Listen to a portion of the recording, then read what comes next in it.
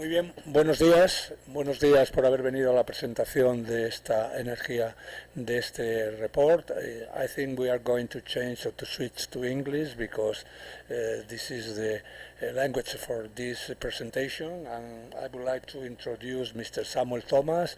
He is responsible for making this report. This energy efficiency report, this is the first time we are presenting this report here. As you know, the agency put out every year five reports: coal, gas, oil, ETP, about technologies, and now we are starting. This is the first time, but this is the fifth report they are doing about energy efficiency.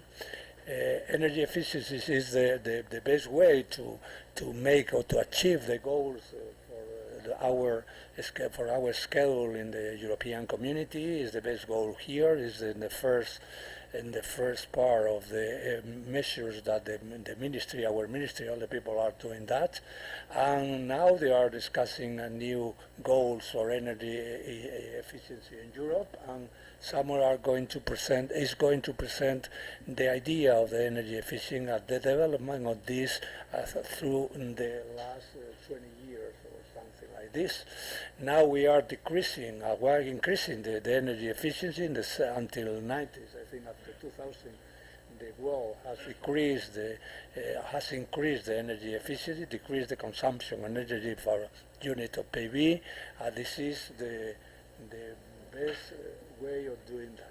I introduce Samuel. Samuel is the managing director of this CDP. He's British. He joined the Energy Agency in 2014. Before, he was working in the climate change in the UK. And well, he's happy, I suppose, to be here and to give this report because he told me, and this is something else. Samuel, the floor is yours, okay? Here, okay. You can speak out. Muchas gracias. Hola, buenos días a todos. That's about as much Spanish as I know. So, can you all hear me? Okay. No. Okay. Maybe you can use this one. Maybe that's a bit better. Okay. So, as I was saying, buenos dias. No. So this is the first time we're presenting the energy efficiency market report here in Madrid, but as it is the fifth version. Here at the IEA, we call this report the report on the first fuel. We call energy efficiency the first fuel because of its importance to the energy system, both in terms of what's happening right now, and I'll present a few slides about the impact of energy efficiency on energy systems around the world, but also because of the importance of energy efficiency to our futures. So you'll have no doubt seen the scenarios in our World Energy Outlook publications, in our Energy Technology Perspectives publications, these wedge diagrams that show you how the world could meet its climate change goals, for example, or air pollution, local air pollution targets, even energy access targets in developing countries. And energy efficiency is almost always the most important element of those scenarios. So it's really important that we track energy efficiency, and that's what this publication aims to do. So every year we look at progress, and this year, well, first thing to say is that you can download it for free, so please do download it. It's the only one of our books that you can download for free. This is important. This is important. It is the first time that it's for free. You know? And why do we do that? Well, it's partly because even though it's called a market report, there are actually very few markets for energy efficiency. So really what we need to do is to sort of dig down deep into the data to find out what's going on. I mean, most investments in energy efficiency are actually investments in something like a building or a car or an appliance, and just a proportion of that investment is the energy efficiency element. So it's very, very difficult to track the data, and as a result there aren't legions of analysts out there willing to pay €100 for a book with some data that isn't actually traded in many markets. Having said that, there are some markets where energy efficiency is traded, white certificate markets in Italy, in France, in Poland, in a couple of Australian states, but they're very few and far between. So, here's the book. If I was to summarize it in 3 bullet points, the elevator pitch, what we can see is that in the last year for which we have data, 2016, 2016 confirmed a recent step up in global energy efficiency gains. So the world's actually been doing quite well in terms of its headline indicators of energy efficiency since the turn of the decade. And that is having tremendous impacts, economic, social and environmental. But 2016 was a year of conflicting trends. We see that on our leading indicator of policy development, that 2016 was a very, very poor year for new policy implementation. So new policy on the ground coming into force in 2016. 2016 was actually a pretty bad year, and we really need to see a step up in policy implementation if the strategic goals of our policymakers are to be met, as for example that they've been set out in the nationally determined contributions that have been submitted to the United Nations Framework Convention on Climate Change at the Paris conference in 2015.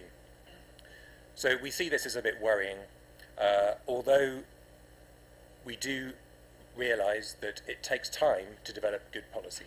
So we are still hopeful that in the next period between 2017 and 2020 that much more new policy implementation will hit the ground, particularly in emerging economies where energy demand is growing fastest.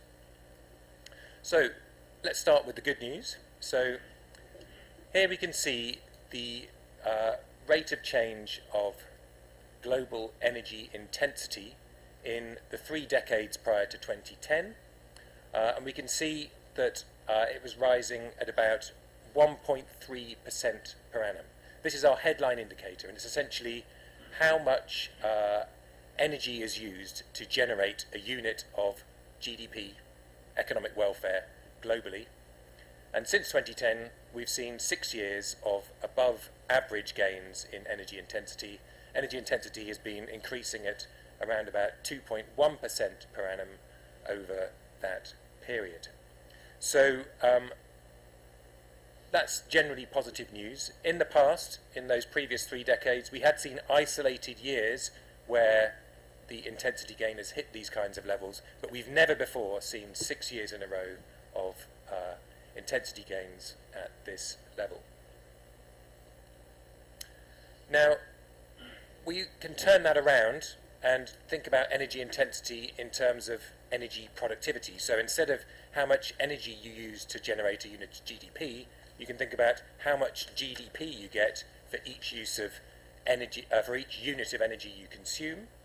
And if you were to have taken 2016's energy use and imagine that it had been consumed using 2015's energy intensity, then the world would have been $2.1 trillion poorer. We call that an energy productivity bonus, and you can see here how it was distributed around the world. So $2.2 trillion of value. About half of that was in China, and a quarter of that in the United States. That's partly a function, of course, of the size of these 2 markets, but it's also a function of the tremendous progress, particularly in China, that we've seen in recent years, albeit from a very energy-intense starting point. So how much is US $2.2 trillion? Well, trying to put that into context, trillions, it's difficult to think about trillions. Well, it's actually twice the size of the Australian economy. Now, one of the things we've been talking about at the IEA over the last couple of years has been the slowdown in emissions growth, so carbon dioxide emissions growth, since 2014. And we can see that on this chart. So here's how CO2 emissions have been growing over the period between 1970 and 2010, pretty much uninterrupted upward increase in emissions. There was the odd year when it went down, when GDP growth also declined. But since 2014, we've seen emissions have been flat. And it's the first time we've seen that during a period when GDP has continued to grow. So what we did in this year's report, we looked at what was driving that, what the factors are in terms of changing emissions over time. We decomposed it into 3 factors. So here we have 2014 emissions. I've cheated a little bit here and cut off the bottom of the y-axis, so we're starting at 28 gigatons per year. And GDP growth as a factor has been pushing up emissions growth over that period, but there's been some other factors that have then depressed that growth, which is why it's been flat. And those 2 factors are essentially the fuel mix and energy intensity gains. So here's the fuel mix. So this is a move towards renewables and a move away from coal on a global scale. That's for the first time actually over the last 3 years being green, so it's been dragging down emissions. So that's clearly a very important trend. But actually the most important part, 75% of the reason why emissions haven't been growing with GDP is because of energy intensity gains. And it's actually that combination of renewables and energy intensity that's been so important. If you think about in China, which is the most important country in terms of CO2 emissions, what the tremendous gains in energy intensity have been able to do in China, it's reduced the consumption of the marginal fuel, which is coal. So energy efficiency enables coal consumption to come down, and at the same time, the more renewables that come into the mix, the less energy intense our energy systems are. So a symbiotic relationship there. Now, as anybody who analyzes energy efficiency knows, energy intensity isn't the perfect proxy for energy efficiency. At the global level, it's a pretty good proxy because you don't need to worry so much about structural issues. If one country becomes more, is producing more steel and another economy is producing more services, it doesn't really matter at a global level, that structural change at an individual country level. But if you go to individual countries, these structural changes become much more important. So here we looked at energy consumption, total final consumption. So this is after primary energy has been converted to electricity and has been refined into oil products. So we have our total final consumption in 2000 in IEA member countries. So that's essentially most European countries, North American countries, Australia, New Zealand, Japan, Korea. Those are our IEA member countries. And then we have 6 major emerging economies here. And these are, and I just need to consult my slides, it's too small type. China, India, Mexico, Indonesia, Brazil, and the Russian Federation. So we've got our 6 emerging economies on the right and our IEA member countries on the left. And when we decompose energy consumption into its constituent factors, so here we're talking about structural change, the impact of increased activity, so GDP growth, population growth, passenger kilometres, ton kilometres, and then the efficiency effect, we see that in IEA member countries, without energy efficiency, energy consumption would have grown 12%, 13%. But with energy efficiency, actually, energy consumption in our IEA member countries is now lower than it was in 2000. So it's now as low as it was in 1999. Now, of course, the major emerging economies, just these 6 economies on their own, let's see what would have happened without energy efficiency. Well, energy consumption would have more than doubled. And indeed, energy consumption is still larger now in just those 6 countries on their own compared to the IEA as a total. But even so, we've seen a very similar efficiency effect in those countries, so a reduction of around 13% in energy use as a result of energy efficiency. This is in 2016 as a result of measures put in place since 2000. Now, let's have a look at Spain. Now, I don't know so much about what's happened in Spain, but I did a little bit of digging, and so I've produced a chart here. So if at any point at the end of the presentation, if someone wants to tell me what they think is going on in Spain, I'd be very, very happy to hear you. But this essentially is analysis of the data that's provided by the Spanish government to the IEA in terms of its energy efficiency indicators. And we see that in 2000, total final consumption was at this level here, so just under 3.2 exajoules. And we're going to decompose how energy consumption has changed in Spain over time. And we can see that activity, so this is GDP growth, population growth, growth in passenger kilometres, growth in freight kilometres, was driving up energy consumption. Then we have some other factors. I'm calling them here residential factors. But actually these factors are things like increases in the total amount of floor area per person. So people essentially are living in slightly bigger properties in Spain. But also it's increased use of appliances. So more appliances are getting used in people's homes. That's also driving up energy consumption.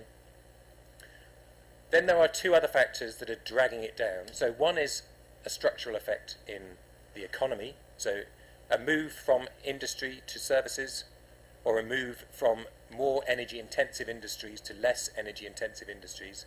That's pushing down energy consumption. And then there's our efficiency effect, which is also dragging down energy consumption. It's about the same size as the structure effect in Spain, and we can see now in 2016 that total final consumption is considerably lower than it was in 2000. Now, of course, that waterfall chart doesn't really explain what's actually happened in Spain because things changed over time. So let's have a look at the time dimension.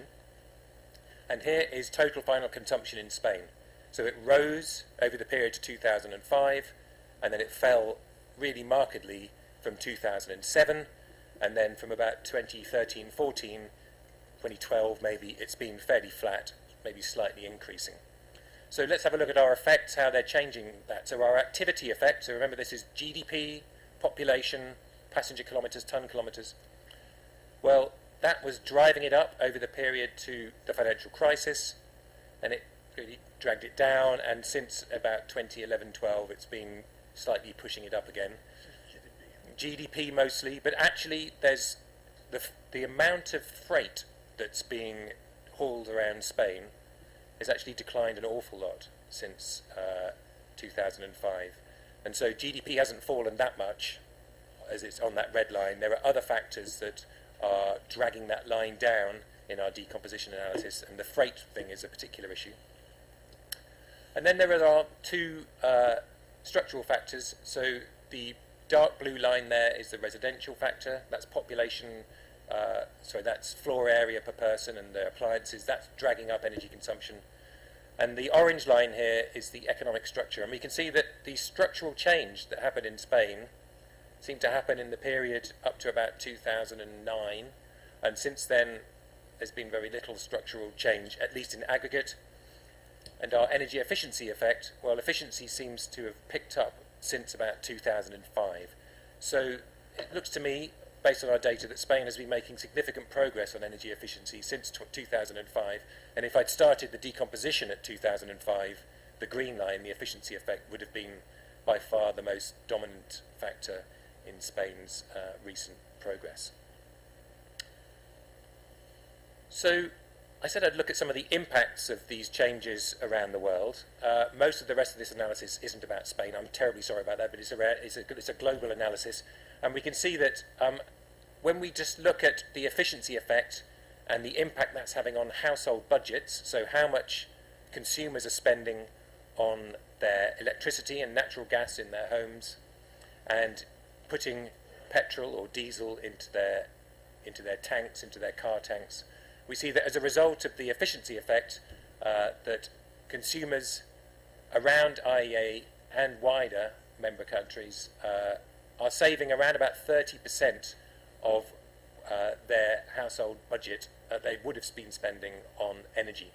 And in Germany, for example, we can see that people are saving over $500 per person, and in total that adds up to about $50 billion US dollars that consumers are saving as a result of all the efficiency gains that have happened in the household and personal transport sectors.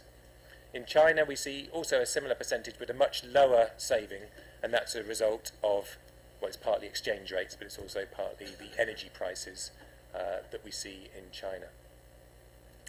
It's not just households that are benefiting economically, of course, it's also countries as a whole. So we see here that a number of our member countries are making big savings on their imports. So here we see gas imports on the left and oil imports on the right. The savings that are being made by these countries as a result of energy efficiency gains.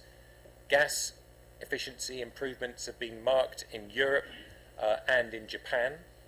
And the oil imports, staggering amount of energy efficiency gains in Japan, less so elsewhere in the world, and I'm sure we all know the stories around the issues that we've been having in terms of meeting the CO2 targets on passenger vehicles, for example, in Europe, and the differences between the test results and the real world results when it comes to fuel economy.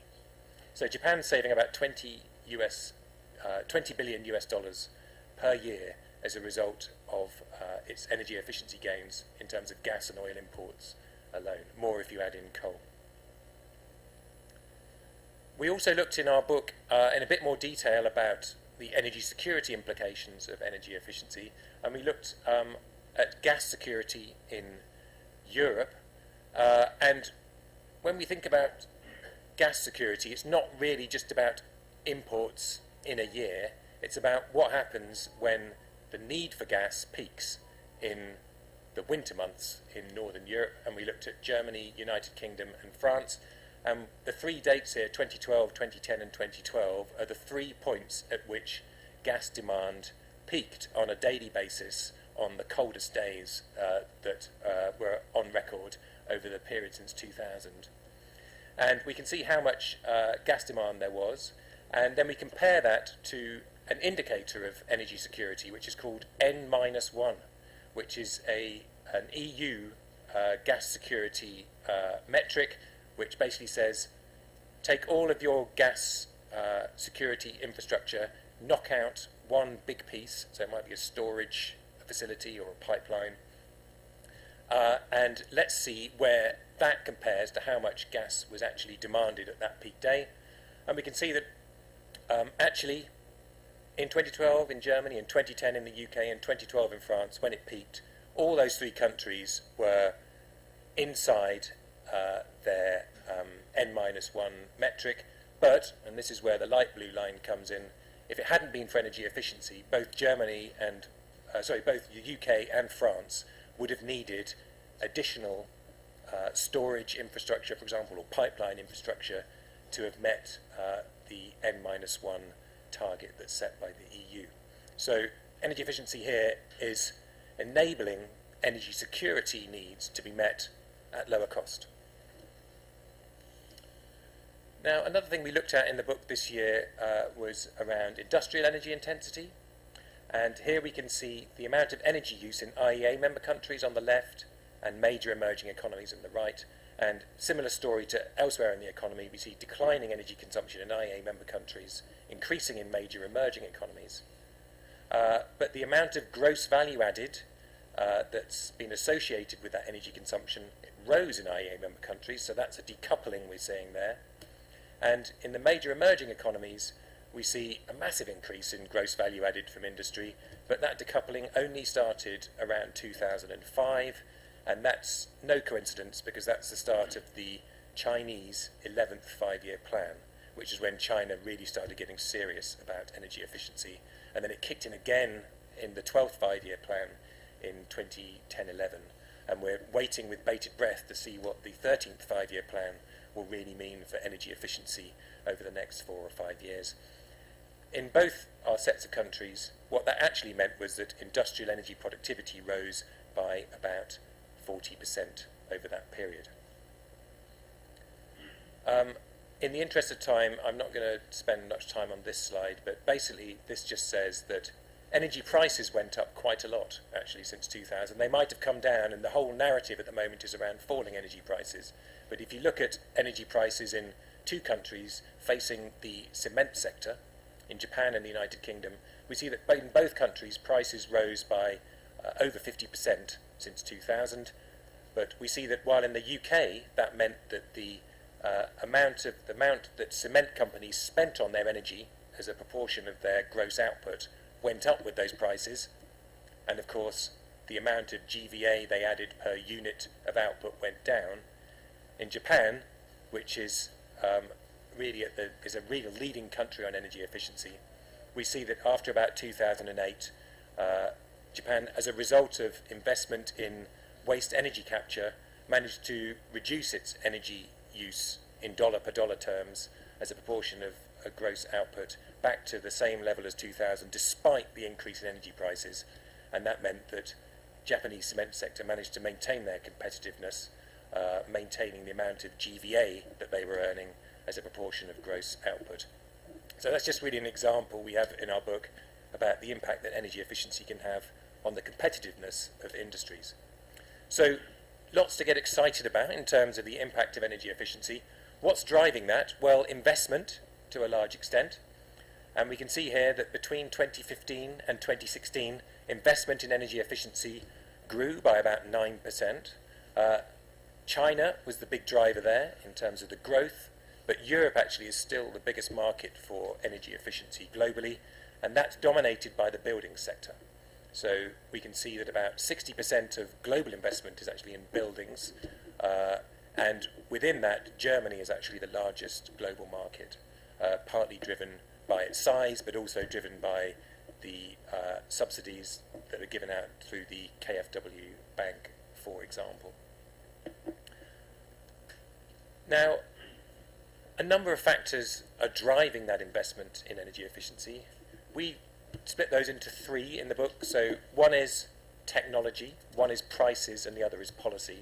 What's been happening recently? Well, on prices, we have seen prices come down, particularly on oil products. Obviously, the price of a barrel of crude went down markedly in 2014, and that's been reflected in the pump prices being faced around the world, particularly in markets like the US, where they have very, very low fuel taxation.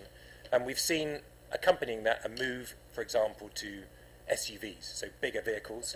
I mean, this is a global trend, and it's not just the prices that are driving that. There's preferences, there's income rises, but we do think that energy prices have been driving people towards less efficient vehicles. I mean, they may be delivering more services. People want to be in bigger cars, they get some benefit from that, but in terms of the litres per kilometre, they are less efficient. At the same time, technology has been driving more efficient end uses. Again, in the vehicle sector, take electric vehicles. We're seeing a massive increase in electric vehicles as well. So we're actually seeing a sort of bifurcation, a sort of two-speed, forgive the pun, a two-speed market in passenger vehicles, where we're seeing much, much bigger vehicles and also electric vehicles at the other end. So two drivers there.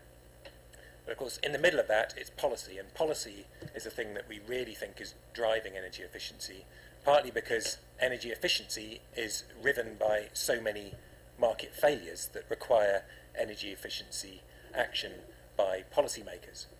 And in the book, we track the coverage of codes and standards, mandatory policies, things that force sectors to become more energy efficient. And we see that in 2016, the amount of energy consumed by things, appliances, buildings, industry sectors, vehicles, that was subject to a mandatory energy efficiency policy, a code or a standard, rose to 32% in 2016.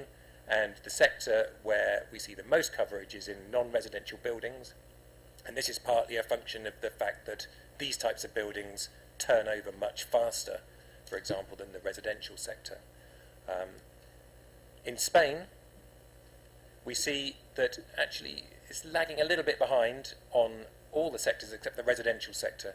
And this is really actually a function of EU policy making. We see this in pretty much all the EU countries, that the coverage in the transport and industry sectors is much lower than the global average, but in the residential sector, where Europe has been leading the way in terms of codes and standards, Spain and other European countries are ahead of the rest of the world.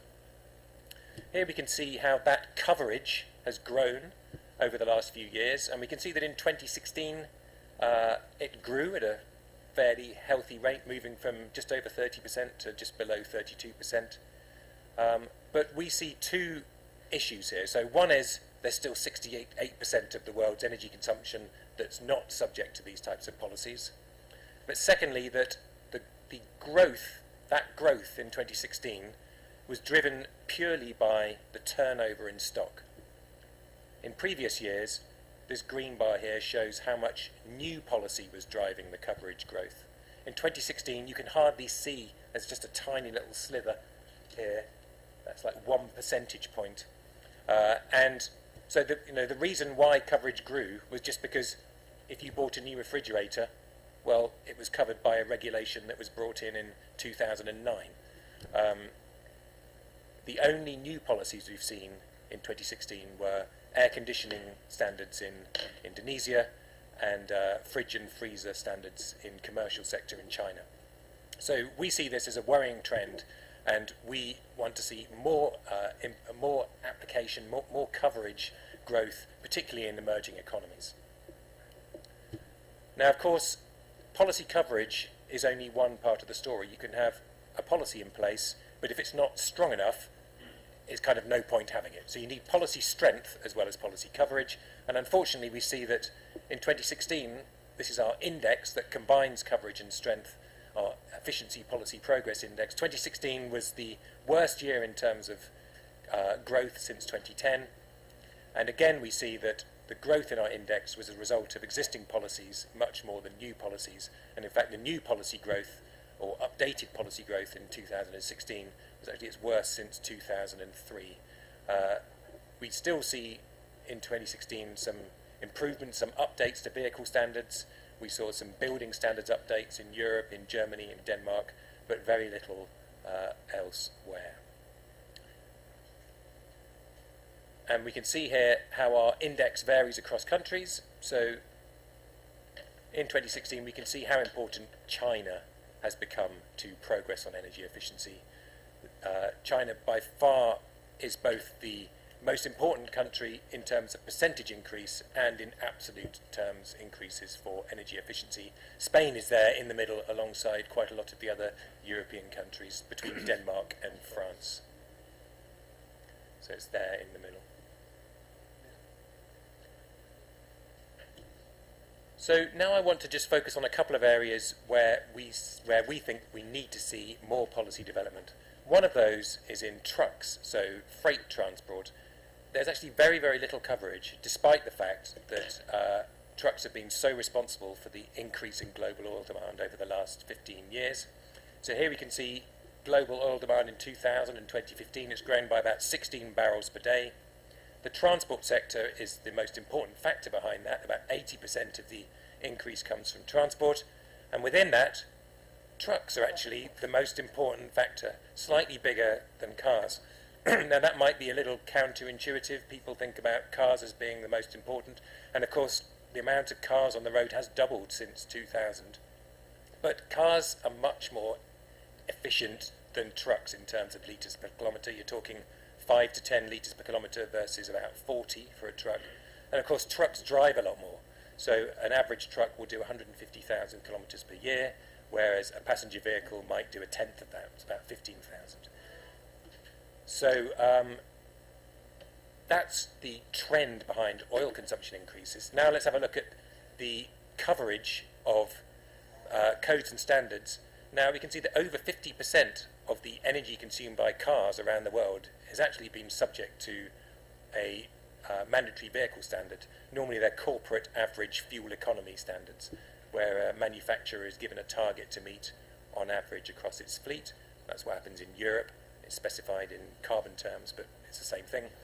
In trucks, we're down there at about 15%. And about 40 countries have standards on cars, only 4 have standards on trucks, and nowhere in Europe. Now, we know the EU is developing truck standards, and that's great. We need to bring them in quickly because this is an area where we're seeing unfettered demand for oil products and all the things that go along with that. The other area I wanted to just discuss very briefly was in the building sector. We can see here water heating, cooking and space heating. Things that, on the bottom here it's water heating, cooking and space heating. So it's things that require heat essentially. And they're growing not very fast. At the top here we see space cooling, appliances and lighting. These things are growing really rapidly.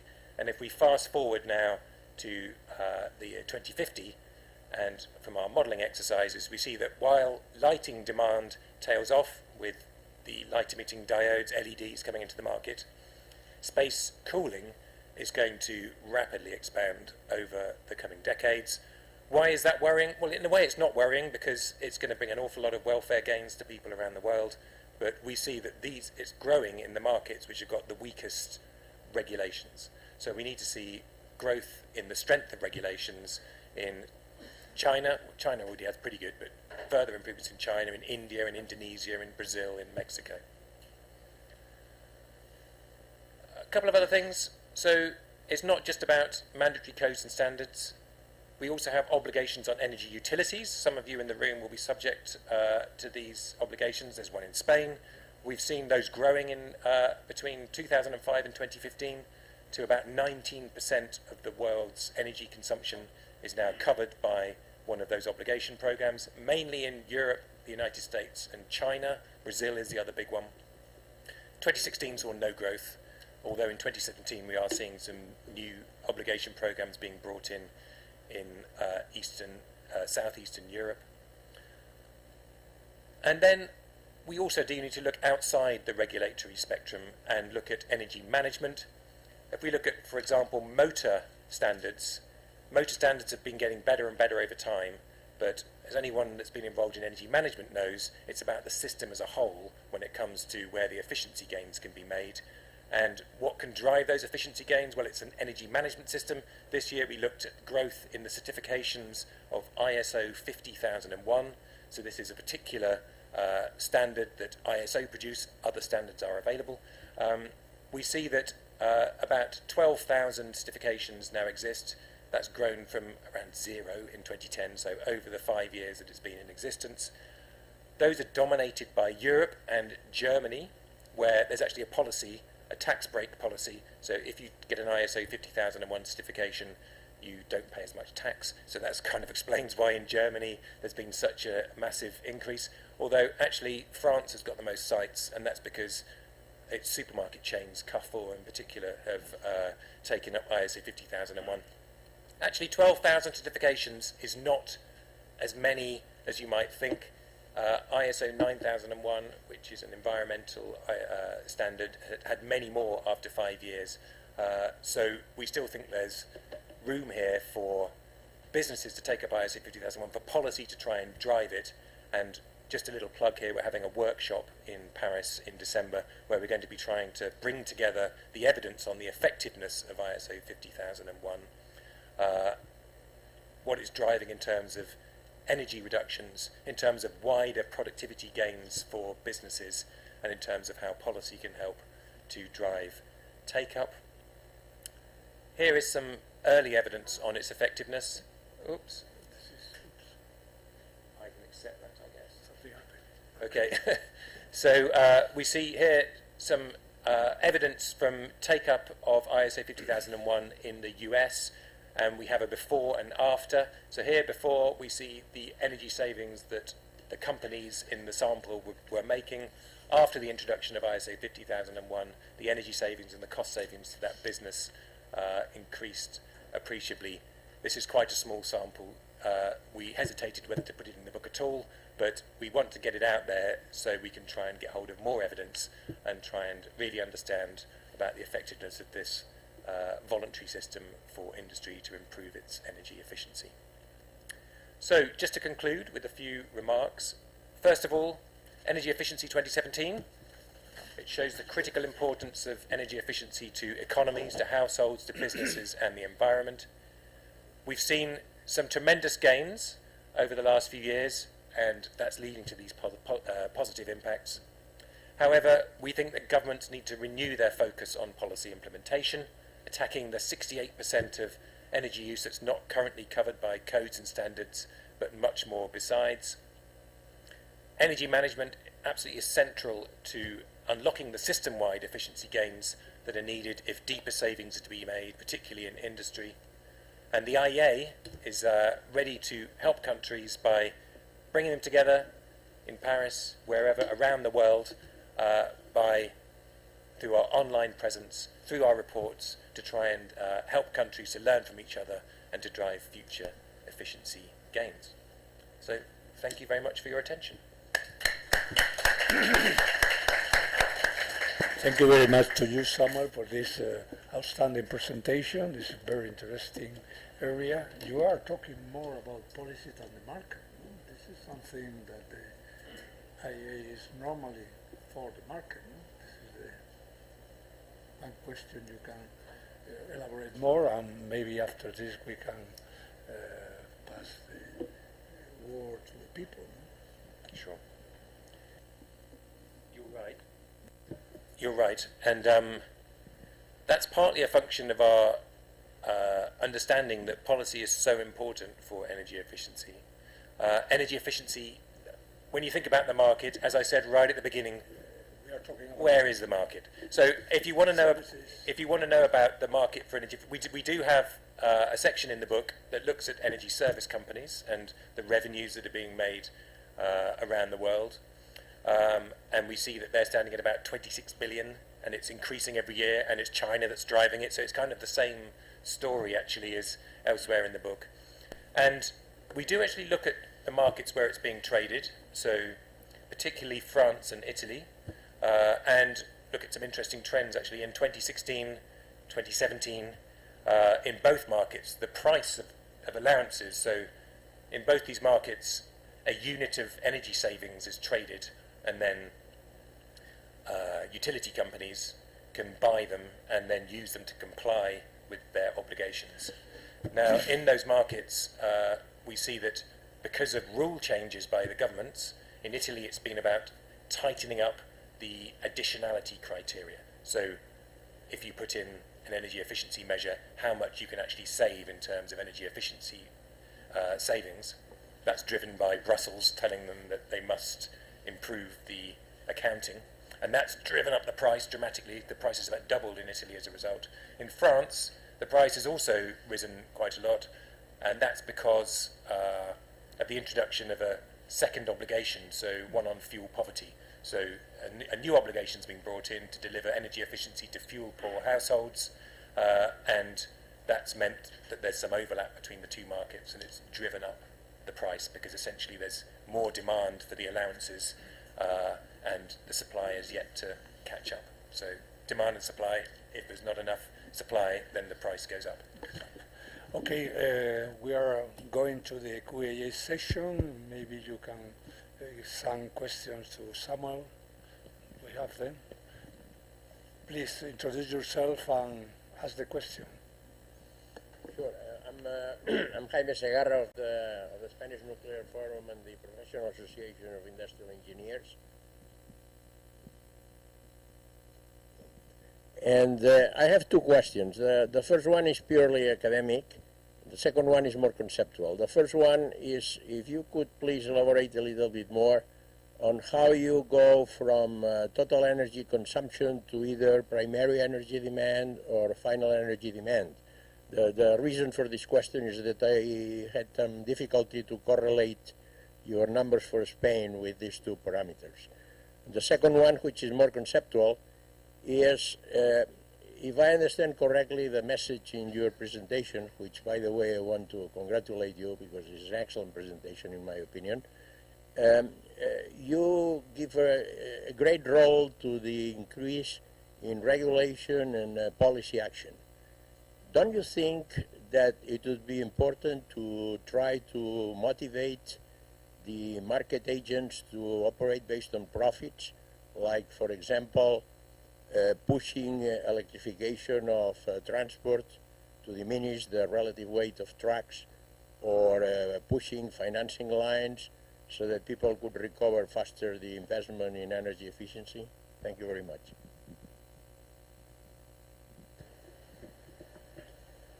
Thank you for those great questions.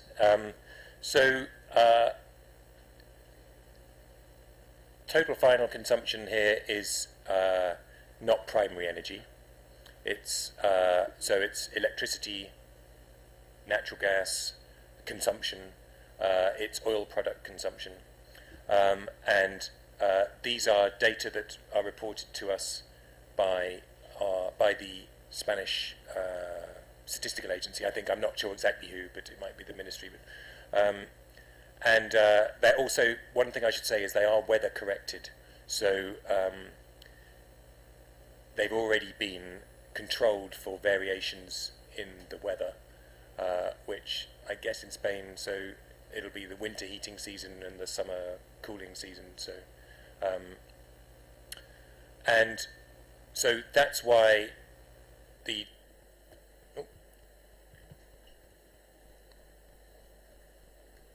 that's why the total final consumption may be slightly different to the total final consumption that's reported in the energy balances, for example, that are also submitted to the IEA. And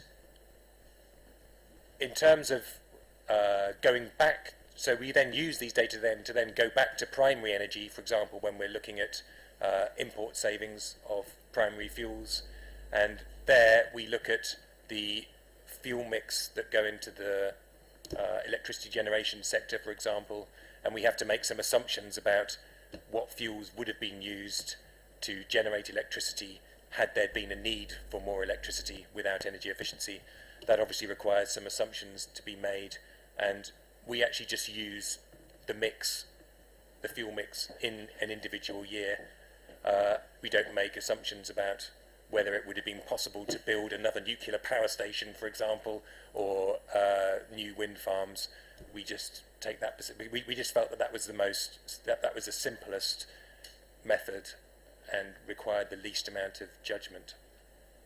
But I'll be happy to talk to you afterwards if you want to get into that further. Secondly, yes, you're right. It's absolutely vital to look at other types of policies and market action, and we will be looking to, that's one of the things we want to do for next year, is to report on both the incentive programs through things like concessionary finance, which we know is so important, for example, to the German buildings energy efficiency market, but also various other ways of moving more finance into the energy efficiency sector. So we want to try and count that.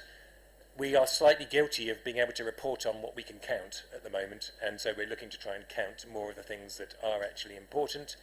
And yeah, I mean, obviously trying to improve the marketplace for energy efficiency investments is vital.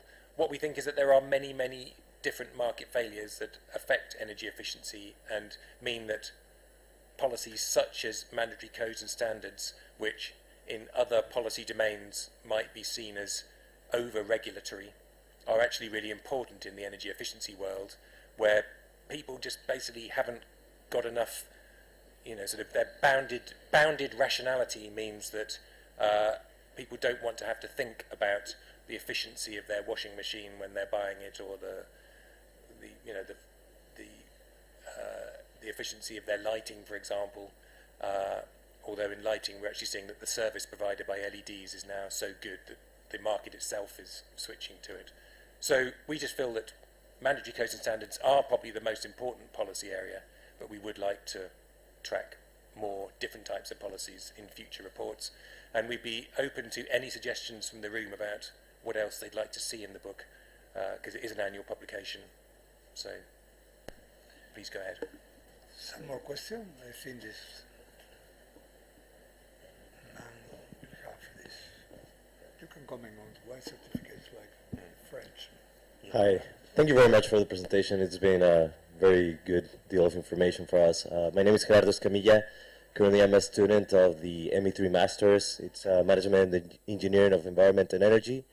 And my question is around, in specific cases for the emerging economies, I know that as European Union and the IEA, we may not have as much influence on these countries as possible, but what is it that we can recommend to them? I mean, we're presenting the data right now, we're doing the analysis, and we're saying that we have, for example, there's a lot of influence of energy efficiency in the reduction of greenhouse gases. And I know that some of these countries, they have to meet their deadlines, they have to meet their greenhouse gases objectives. Is it possible for us, as part of the European Union and this incredible organization, to push forward some sort of incentives towards energy efficiency specifically? Because I don't think that most of these countries or in specific industries are aware of how much they can do for it. They're focusing on other things. Well, that's another great question, thank you. And it's certainly something that at the IEA we are incredibly focused on. And in fact, the EU has given the IEA some money to do exactly that. So it's to go out and run an energy efficiency in emerging economies work program, which is working with governments to put in place the infrastructure to build a framework of energy efficiency policies. I mean, energy efficiency is one of these areas that requires policy, and it requires people in these countries, the capacity to put them into place. So this is a demand-led program whereby we talk to the government, they tell us what they think they need. In some countries, it's about just improving data collection, because if you don't know what the data are like in your country, it's very, very difficult to diagnose what the problems are. In some cases, it's producing what the strategy should look like. In other cases, it's building a building codes program. So this would be in Mexico, for example, where we've been helping them with their building codes.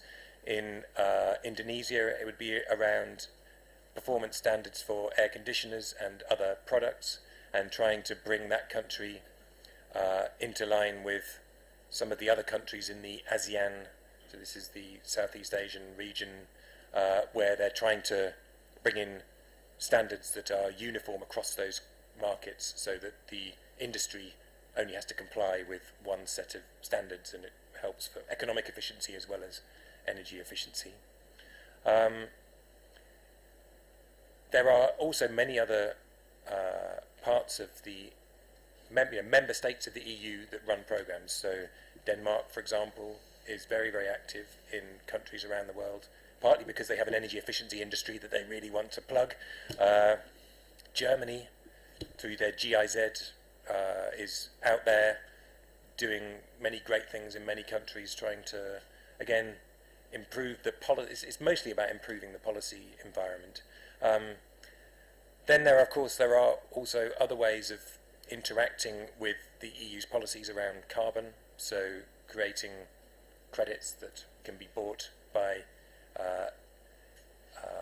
certificate holders in the EU emissions trading system, although there are many ethical arguments around whether effort should be made within the EU's boundaries or outside of it, but there are ways of generating credits through energy efficiency actions.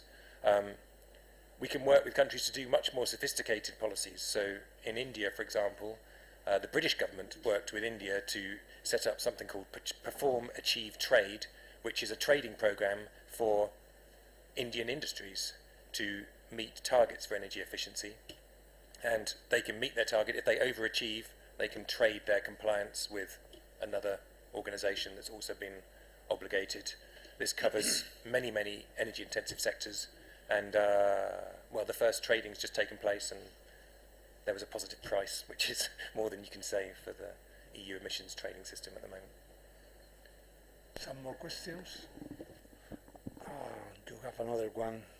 This guy over there, and this lady here. Hello, my name is Oscar Arnedillo. I'm from NIRA Economic Consulting. First of all, thank you for your presentation. It's very informative. I wanted to go back to your answer to the first question. At one point, you indicated, and you said that this could be discussed afterwards, but let me put you on the spot. You said that to analyze the impact of policies, you should really look at what would have been the consumption of electricity in the future if that policy had not been in place. And you said that for simplicity, you just looked at the current generation mix. I mean, I understand the temptation to do that, but then, you know, you run the risk of giving a very precise but inaccurate answer. Because obviously, you know, the marginal generation mix, so to speak, is extremely different, or can be extremely different from the current generation mix, especially if you look at, you know, I mean, there's obviously Spain, which is our concern, but countries such as China, you know. So, I mean, that is a concern, and, you know, you were saying that you wanted some suggestions for future improvement. You know, I would personally at least appreciate if in future versions of the report you did carry out that analysis.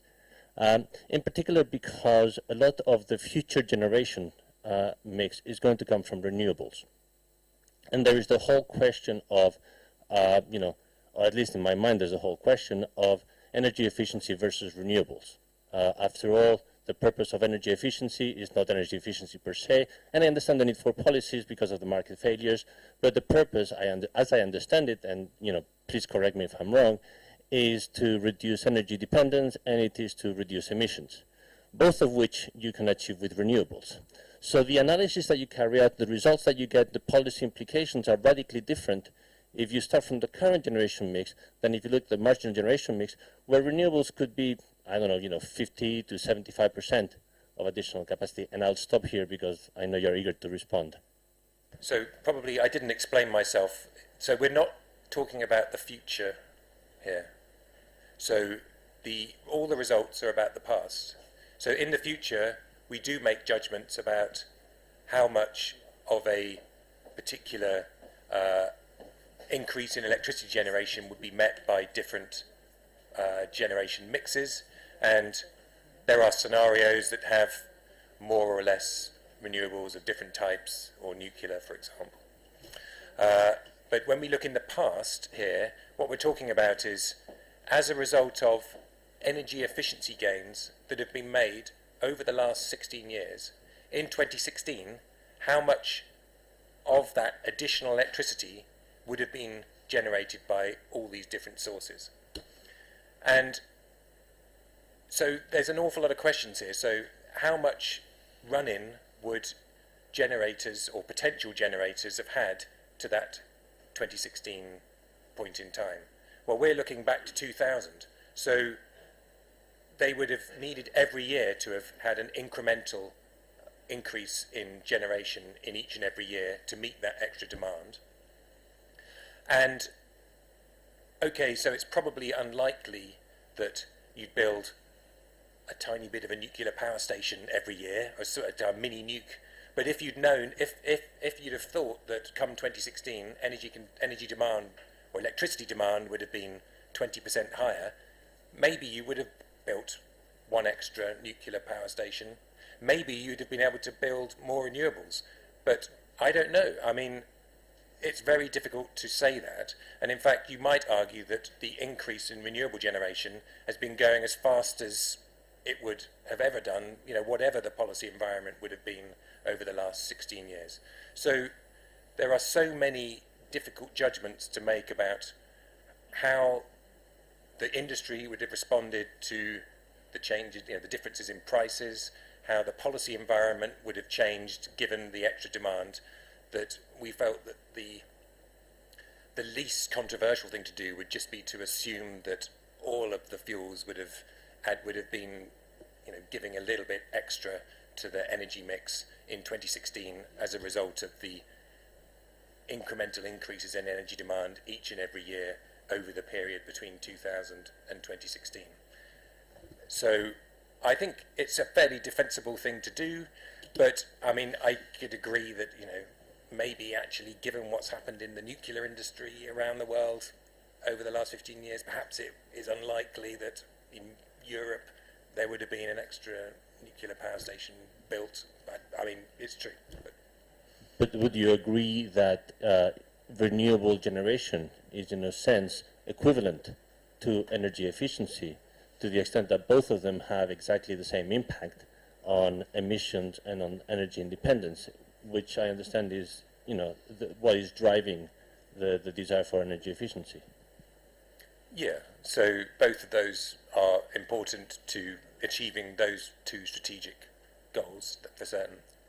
But then there would be kind of policy substitutes. You know, you could say, you know, to look at energy efficiency by itself would be it would be incomplete.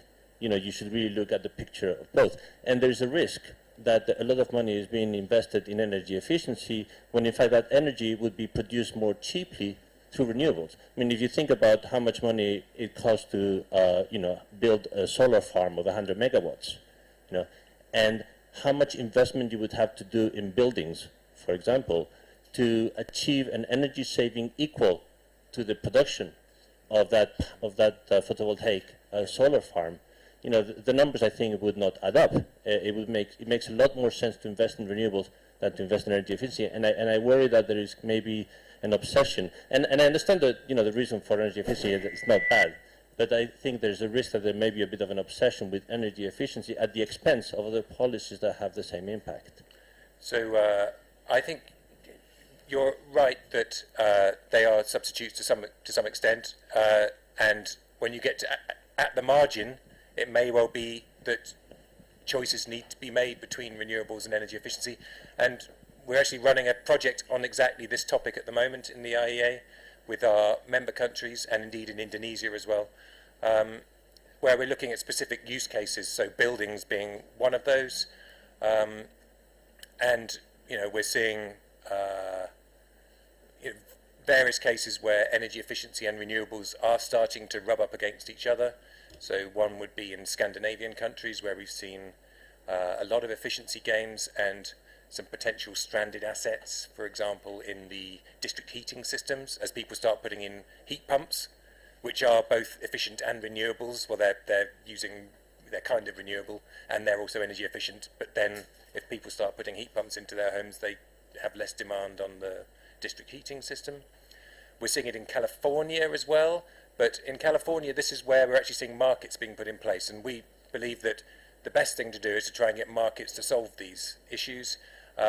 In California, where we have an awful lot of solar now on the generation side, I don't know if you've seen these famous duck curve charts. Well, we're now seeing essentially the value of energy efficiency decrease to zero at certain times of the day, but to be very, very valuable at the peak time of the day when the sun's not shining. So, yeah, it's absolutely essential that we look at energy efficiency, not just alongside renewables, but alongside whole energy system questions. And so, even though this report is about energy efficiency, we don't look at it in isolation. I think that's where we feel the IEA has a real advantage, is because we do look at the whole They have system. another report in the renewables. Yeah, we have a system integration report. So, yeah. Okay, let me get there. Hi. To Thank you. lady. Thank you, Samuel, for your presentation. One other question about the rebound effect. Did you study or did you analyze that effect in your report?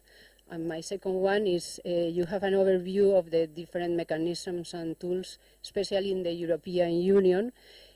For you, which one is best and which one is worst? I mean, can you tell us a little bit about the Green Deal, for instance, in UK, or the application of Article 7 in the different countries, in the Article 7 of the European directive in the different countries, especially in Spain, compared to the rest? Thank you.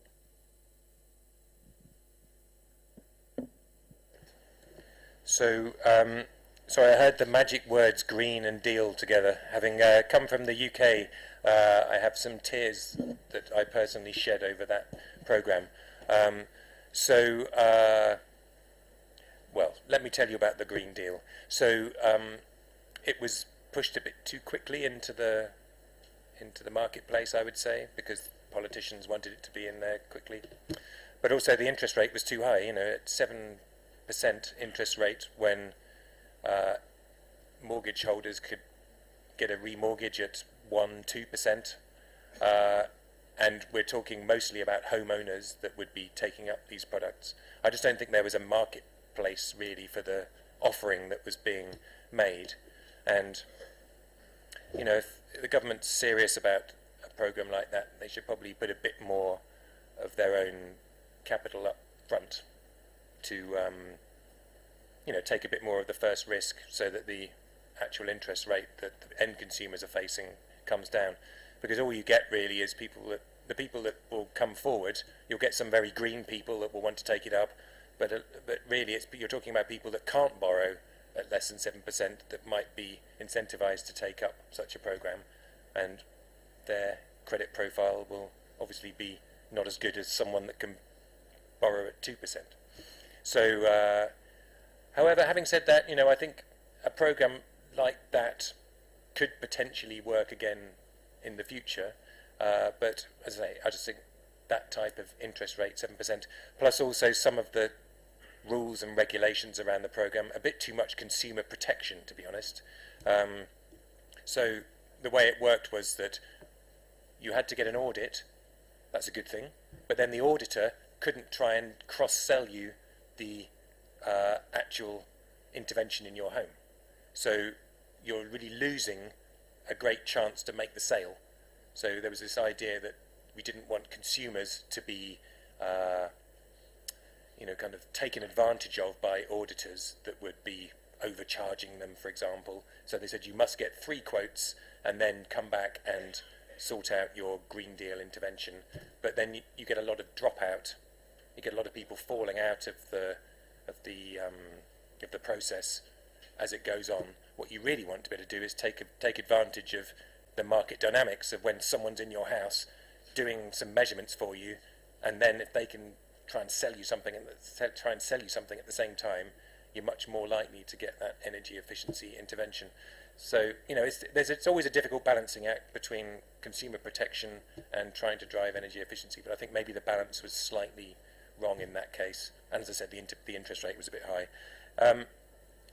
Other types of measures, well, obviously in Europe that Article 7 says you should do an energy company obligation or alternative measures. So clearly the EU thinks that energy company obligations are a good idea.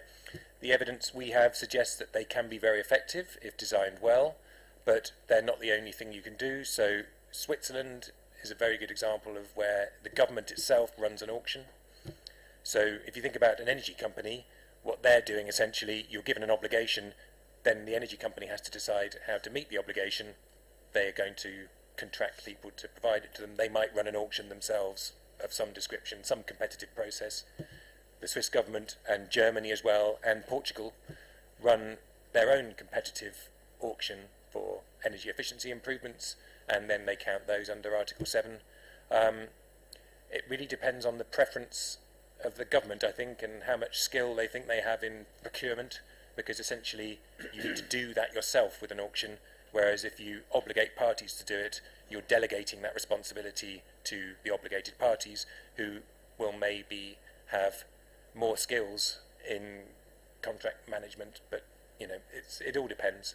The UK has both an auction and an obligation, but I wouldn't necessarily say that was the best way of going about it. What was your first question? Sorry, was there the rebound effect. No, we don't look at the rebound effect in this publication. We do in the WEO, in the World Energy Outlook, which I guess it's an outcome of the model, is the rebound effect. It comes at about 9 or 10% when you compare it, and this is the macroeconomic rebound effect. So because energy efficiency is great, people have more money in their pockets, and then they spend it on stuff that also consumes energy. That's a welfare gain. The fact that I personally think too much is made of the rebound effect. The rebound effect for me is a positive thing. It's basically you've got more money in people's pockets, more profits in businesses' accounts. They're spending it on something that's more GDP, more economic welfare, and the fact that then that leads to more energy consumption. Well, okay, we have to also solve that through a mix of all the things that we can do to meet our social objectives. So renewables, more efficiency, CCS, etc. Okay, Samuel, I think the last question for you is, what do you think about the new goals we are discussing in the European Union, the new directives? This is for finishing. The last question I would like to ask you. Well, Specifically with respect to energy efficiency? Energy efficiency. Yeah, so... We can ask about another one, but energy efficiency. Yeah, I mean, I think the European Union has taken a strong leadership position on climate, although, you know, other countries like China are certainly also taking the lead and being just as ambitious. On energy efficiency, I mean, I can see there are different arguments about whether you need to set a specific energy efficiency goal that's mandatory, compulsory. When I was in the UK government, we argued very much against that because we felt that it would potentially constrain the UK's ability to act at the margin. It's a bit like the question that was asked at the back of the room there. You don't want to be forced to do energy efficiency if it's not the most cost-effective thing to do.